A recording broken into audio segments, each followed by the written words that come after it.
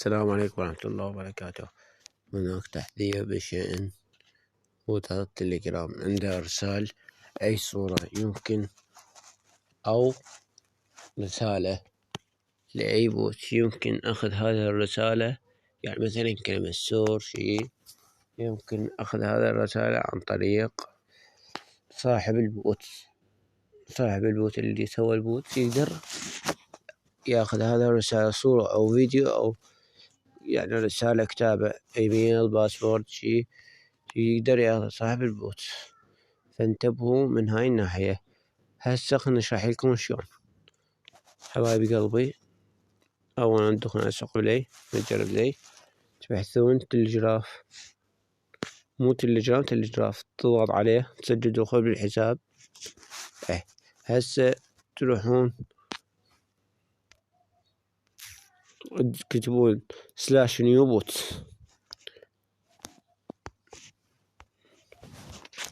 تكتبون مثلا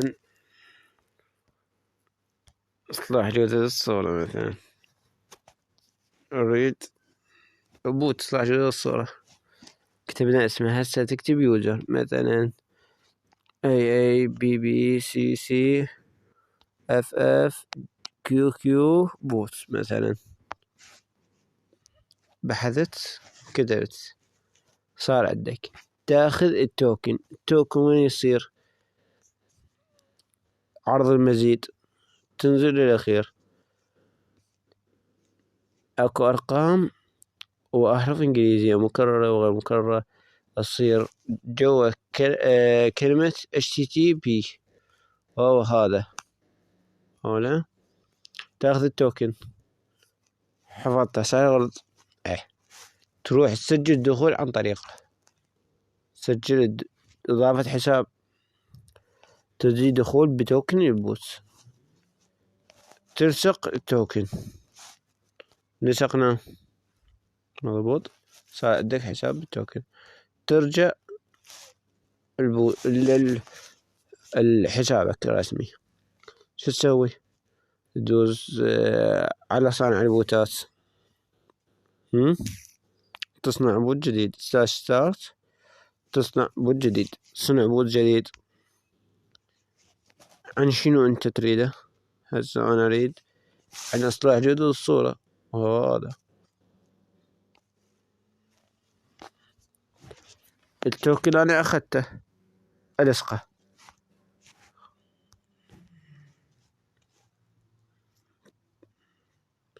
صار عندي بوت جديد.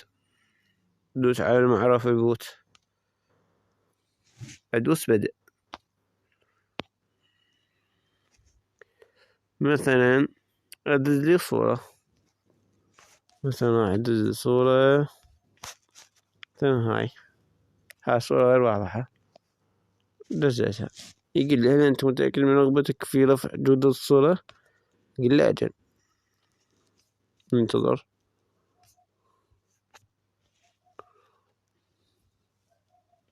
انتبهوا بعد شو اسوي.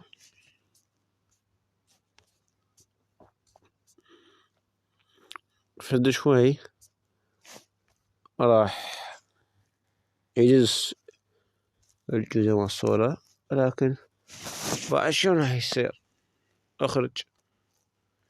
تخرج، تضغط على البوت، تسجل الدخول من عنده، تضغط على مال حسابات هاي شخص واحد مستخدمون، تضغط عليه، الصورة طلعت له مضبوط. يعني شنو؟ يقدر ياخذ اي صورة او رسالة، مثلا يقول لك برسالة، يعني رسالة ايميل مثلا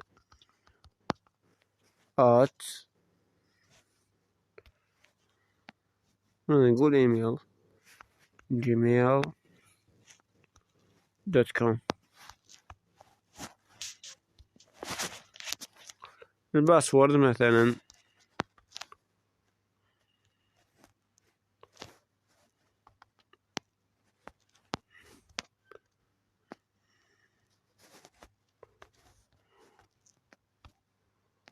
مضبوط. هذا أنا مسويه البوت، يعني عادي دز تروح تحدد الصورة، تلقي الإيميل والباسورد كله موجود. فأحذر أحذر أحذر أحذر من هاي الظاهرة.